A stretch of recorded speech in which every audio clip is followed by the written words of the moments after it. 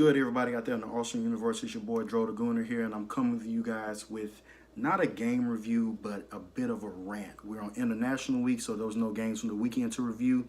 So I thought I would take the time out to give you my perspective on a couple of Arsenal topics. And most importantly, man, I want to give a huge shout out to the guys out there at We Made It Podcast. If you have Stitcher, if you have iTunes, if you have a YouTube channel, type it in, go find it, Google it, We Made It Podcast. I discovered these guys, and these guys right now are at the top of my podcast listening list. I'm looking out for a podcast every week just so I can hear these guys' perspective. You're going to get honest football analysis. You're going to get honest opinions on games, tactics, managers, players, as well as the culture surrounding the game. So I'm telling you guys, man, if you get a chance, you have to do it. We Made It Podcast. Go Google those guys. Go find them now. And now, to the point at hand. This is maybe about a week and a half.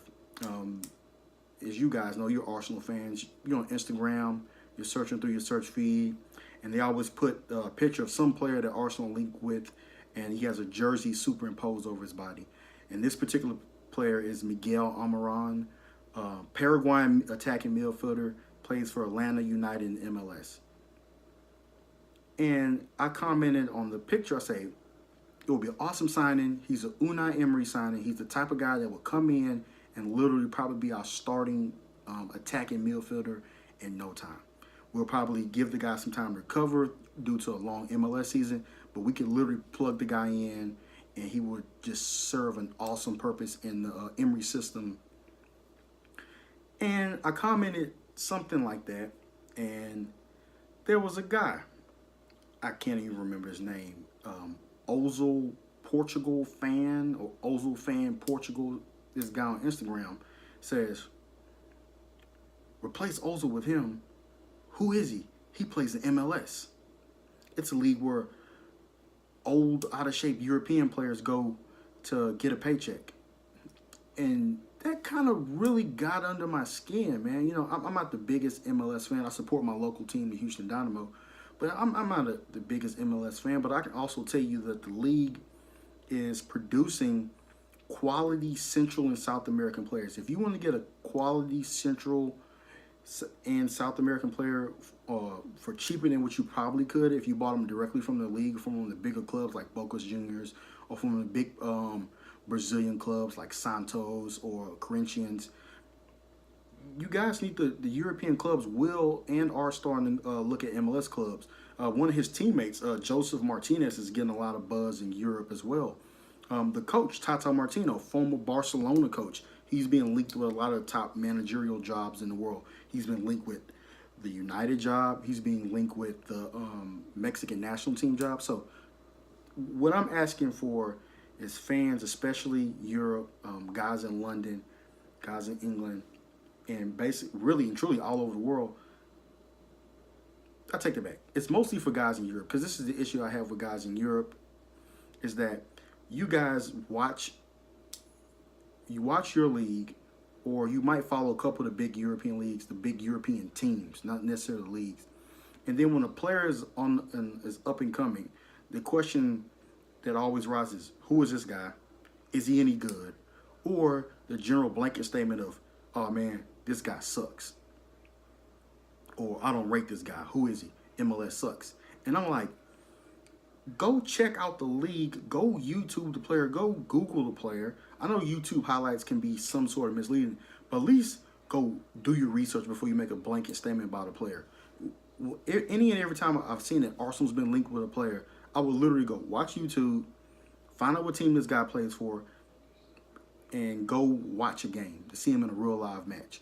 Me personally, I watch multiple leagues. I just don't watch Arsenal. If Arsenal's not playing, if Arsenal plays on a Sunday, well, that Saturday I'm watching Serie A, I'm watching German Bundesliga, I'm watching Liga MX in Mexico. Whatever little bit of football I can get, I'm going to watch it. I watch Copa Libertadores and Liga MX in Spanish, and I'm not a fluent Spanish speaker. I probably speak enough Spanish just to barely get by, just picking up on every word now and then. But my love of the game draws me to watching the game and watching different styles of game and watching different players, and it makes me more. It gives me the ability to provide a well-rounded, informed opinion, and I don't think a lot of guys in Europe do that. I know that there's some restrictions with British television and how leagues are broadcast and how different leagues are difficult to get to. We're dealing with that in the States. It's hard for me to access a lot of La Liga and League On games.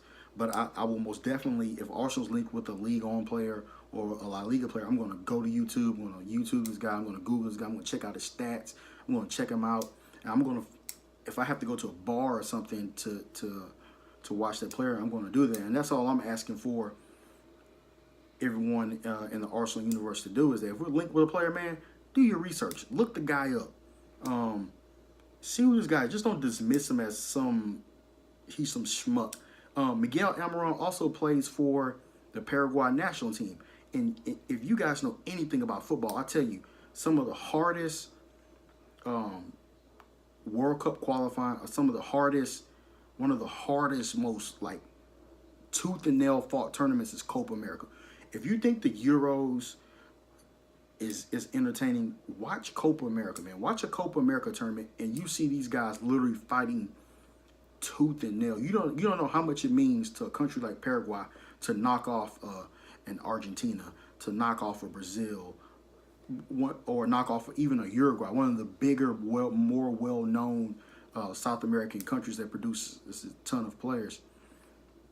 And back to that Ozil guy, and you could tell from his name, Ozil fan.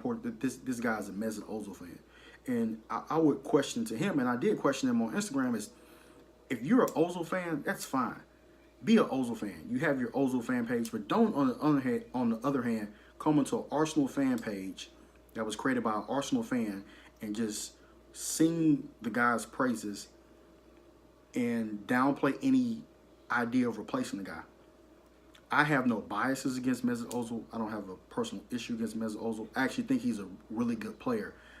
Again, like in videos I've previously posted, the guy just does not fit Emery's system. If you want to get an idea of Emery's system, you want to look at something like 2016 Europa League final, that 2016 Sevilla team and how that team worked. Go watch that game. Go watch those guys. Watch how that team played, and that team will give you a reference somewhat of a reference as to what Emery wants to implement within a team. It's the reason why our fullbacks bomb forward. It's the reason why Torreira and Guendouzi have been played as holding midfielders. And it leads to me saying that I'm really looking forward to this season. I'm excited about the season. And it's necessarily the 9 wins in a row are awesome. I'm more excited about the implementation of Emery's system. It's seeing it come together. It's seeing the foundation being laid for it and watching it grow from there. It reminds me of watching Liverpool when Liverpool were coming out of their dark period and into their renaissance they're going through right now. It's watching the growth of City through multiple managers and now what Pep Guardiola has built that into. That's what I'm really excited about. And the thing you're starting to see by this time of year is I'm realizing guys that fit and work in the system and guys that don't. Mesut Ozil doesn't. It's a pressing system.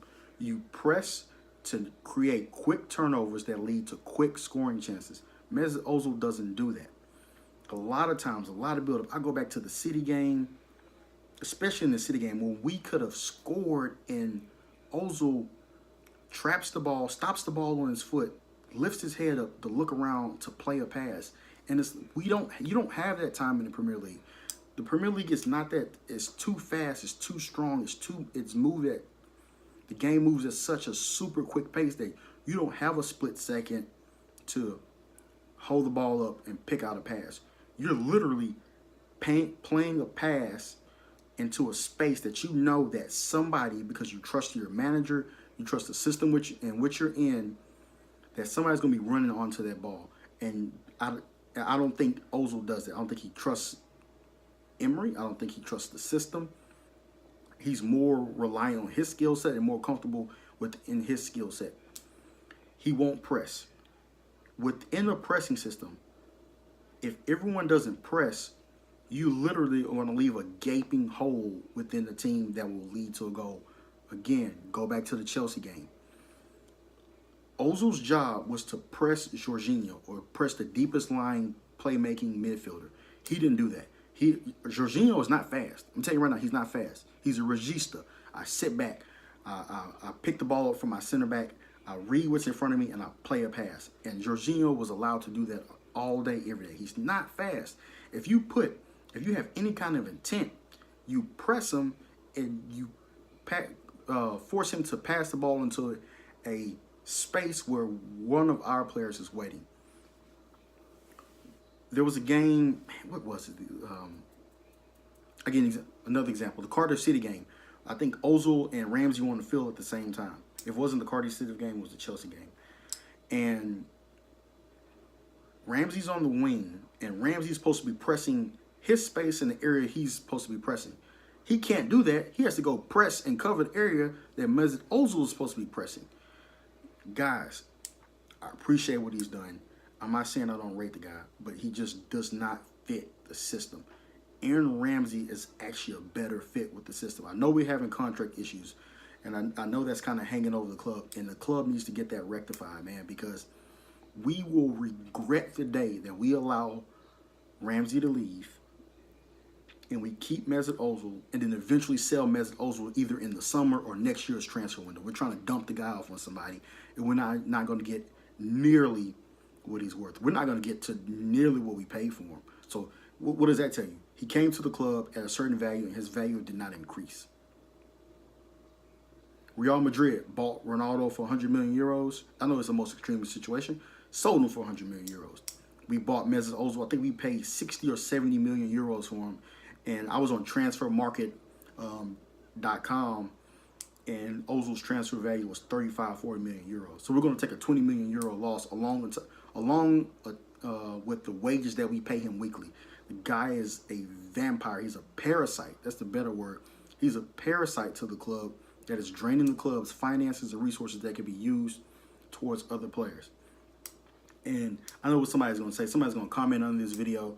Oh, man, nobody has created more scoring chances than Mesut Ozil. The majority and the bulk of those stats come from that 1 year where he led the Premier League in assists. For reference, I'm going to give you guys this information.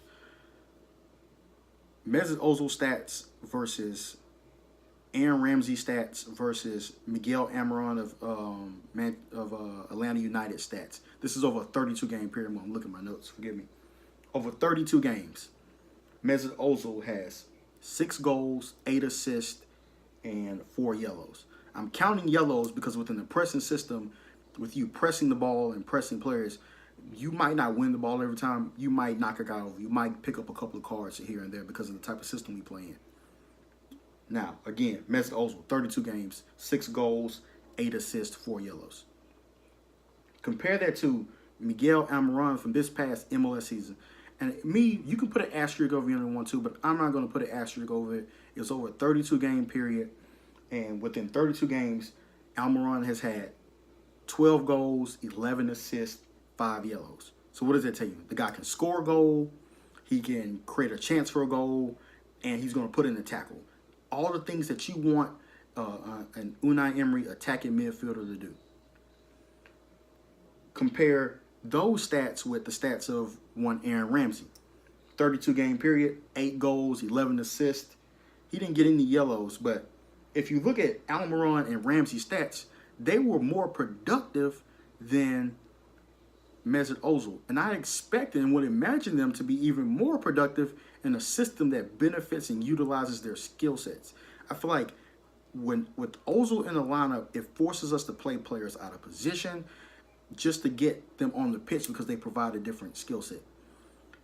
Ozil is a player that needs to be protected. He needs to be protected by a solid back line.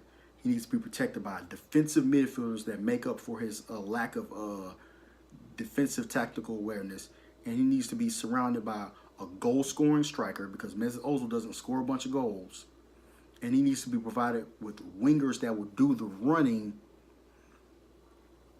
in the on the wings and in the final third, because Mesut Ozil won't do that.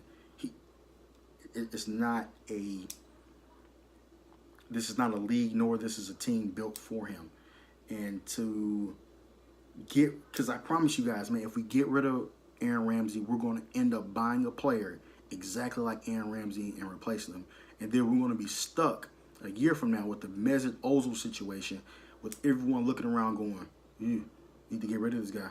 It's time to go. Just like the Arsene Wenger situation, man. I'm going to be honest with you guys. I don't think I've ever disclosed this, but I've been a Wenger out guy since 2009, since 2010. When City won that first title, and you see the tide of the league changing, and Wenger failed to adapt. And I warned Arsenal fans. I was telling guys, like, hey, we're going to have a Liverpool period. We were all laughing and making fun of Liverpool when they were in the Europa League, and we were finishing fourth and going to the Champions League. And what happened? That eventually became us because we never adapted or changed the system. And I feel like it really set us back years, man, because I don't know if you guys know this, but from things I've been reading, because like I said, I follow more leagues and more information and news other than what comes out of London. I follow a lot of Spanish reporters. I follow a lot of German reporters. And the Arsenal job was probably, believe it or not, even more than Man United, was the most coveted job in European football. People wanted that job because they know what Arsenal is. We're a big club. We're not West Ham. We shouldn't be grateful that Mesut Ozil decided to bless us with his good graces. No, we're Arsenal Football Club. We have a standard of football. We have a way of playing. And, sir, either you conform to that way of playing, you're going to give your all to add to that history and that glory, or, hey, let's move the guy on. We're a much bigger club than that, guys. I'm telling you. About a year ago, I took my daughter to Disney World. And, Disney World is this great congregation of peoples from all over the world. And, man, I'm walking around in my Arsenal jersey, and I'm meeting people from Poland, from Germany, from Argentina, Colombia. And while they might not speak the best English in the world, they can at least say Arsenal London with a big smile on their face and a thumbs up, because they know what type of football we can play. They know what type of club. We are a major club. And I know we're going through the ownership transition. I would tell you guys, man, as crazy as it sounds, because when the beginning steps of this, trust the Kroenke process. I'm telling you guys, I would liken the Kroenke process to that of Liverpool, where, hey, we're coming in, we're not sure about this. This is an investment. Yeah, this is your club, but this is also my financial investment. And I want to see the rewards of me spending my money. Kroenke might start off slow, introducing new funds to the club, but I'm telling you, once something is implemented and he sees it successful, he's more than willing to invest into it.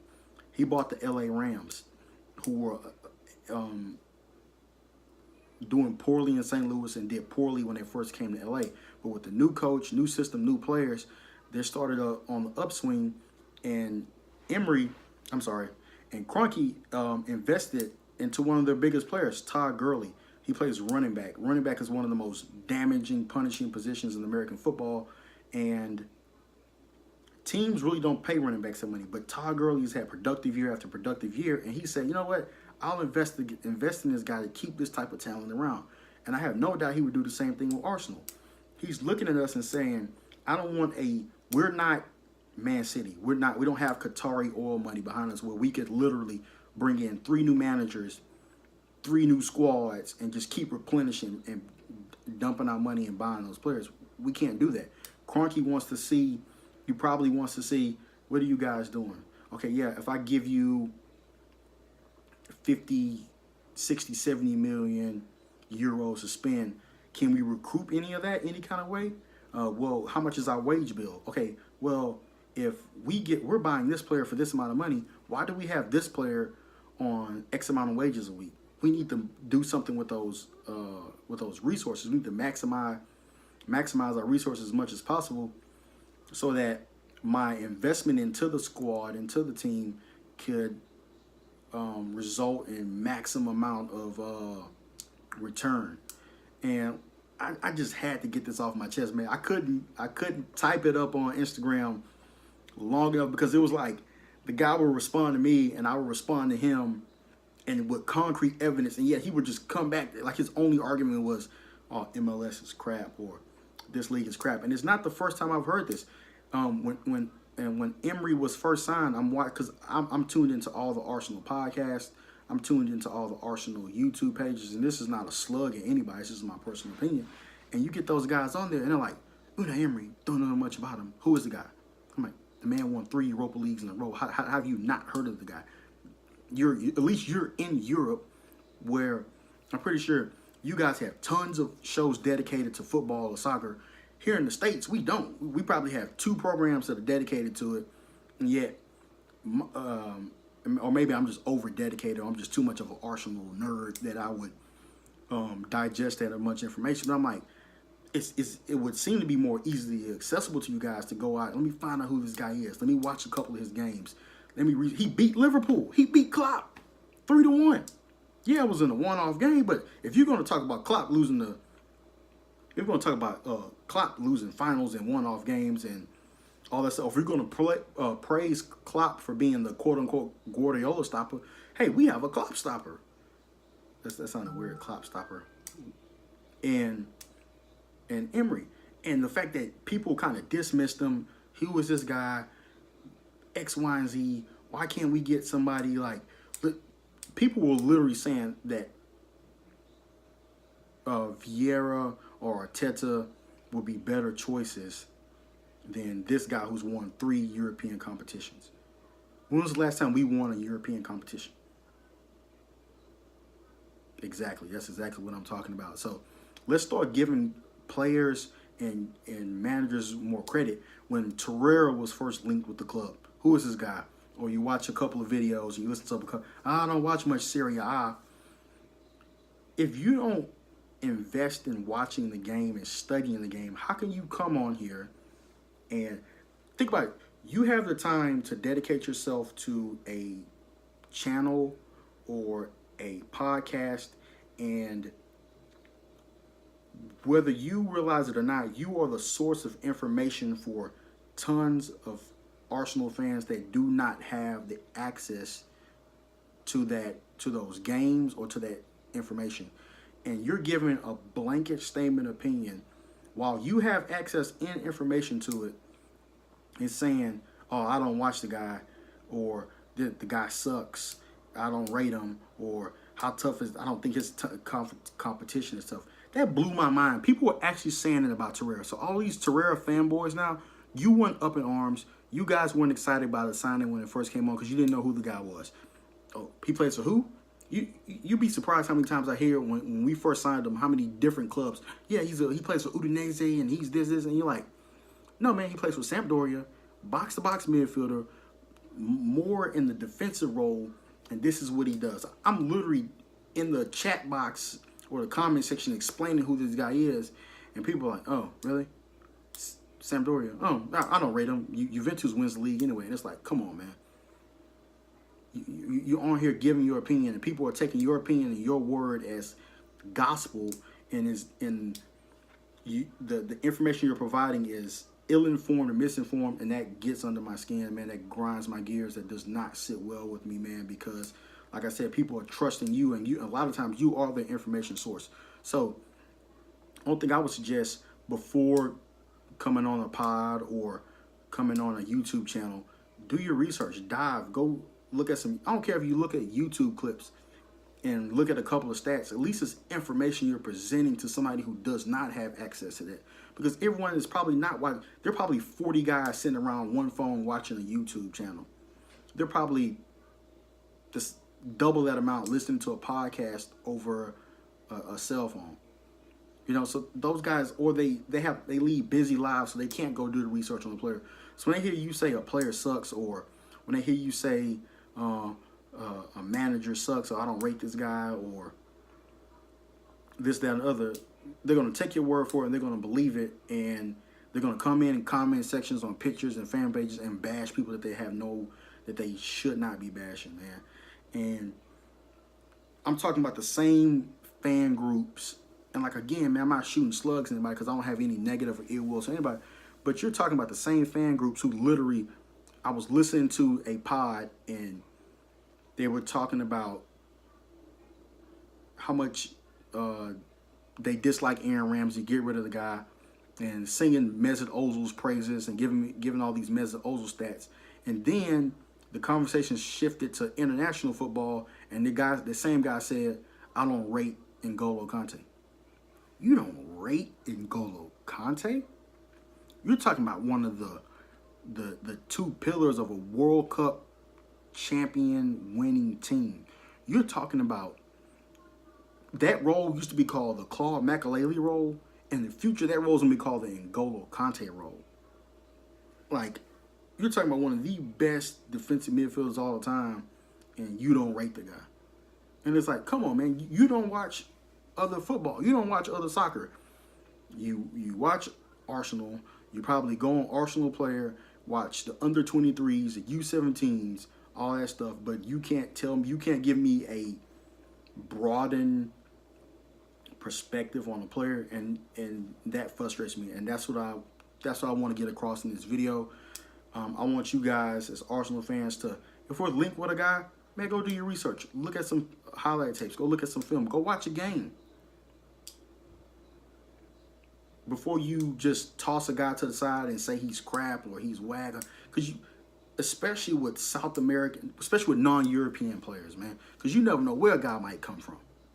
You might find a gem. N'Golo Kante was, I believe, Leicester found him and Riyad Mahrez as Division II, as League 2 players in France. Same with Guendouzi, League 2 player. You never know when the next star-studded player that could change the club. Think about when Arsenal first came to Arsenal, he was bringing players over from France. Like, who's this guy? Daddy Henry. He's a winger. Why is he playing him as striker? I mean, he's probably the greatest Arsenal player that has ever existed. So I'm just telling you guys, man, give it a shot. Give it a chance, man. Stop doubting players. Stop doubting the managers. Trust the system. The system will prove itself, man. Just watch over a period of time. You will start to see as well, like, whoa, man, that guy doesn't fit. Whoa, man, he causes a lot of issues when he's in the lineup. And me, that is the one thing that I'm most excited and most looking forward to this season, is seeing our system become like Liverpool, become like Pep, where it's like, it's the foundation is laid out. Of course, we can tweak it here and there, depending on the opponent we face, but you see the team coming together, and from that point, then you can start making more educated guesses as to which and what players would fit in which and what competitions. A successful season will be for me is, like I said, the implementation of the system. I expect teams to kick on. I expect teams to get better. I expect the competition to get thicker. So top 5, I know we're in 4th right now, but a top 5 finish will be good for me. And actually winning the Europa League. Let me take that back. Winning 2 cups. I wouldn't mind finishing 5th and we won the Europa League, which would get us back into the Champions League, and we won the Carabao Cup. Might not mean nothing to you, but hey, that sucked when we lost that Carabao, it was the Carling Cup then final against Birmingham, because we were trophyless for a while, man, and that sucked, especially to lose to Birmingham. So I don't care what you guys say about the trophy. I would be interested in winning it, and winning the Europa League, a continental title, to say, hey, we were the best in this continental tournament. That would mean the world to me. And thank you guys for watching. Thank you for the feedback. Thank you for the support. I love it. Like I say, you can also find me on Instagram, same name, Dro the Gooner. Leave your comments, questions, concerns, anything. And again, guys, We Made It podcast. Go Google these guys, man. They have a YouTube channel. They're on Stitcher. They're on iTunes, wherever you get your podcast from. Check them guys out, man. The We Made It podcast. Like I said, I look forward to it in my podcast lineup every single time. I appreciate your time. Have a good one.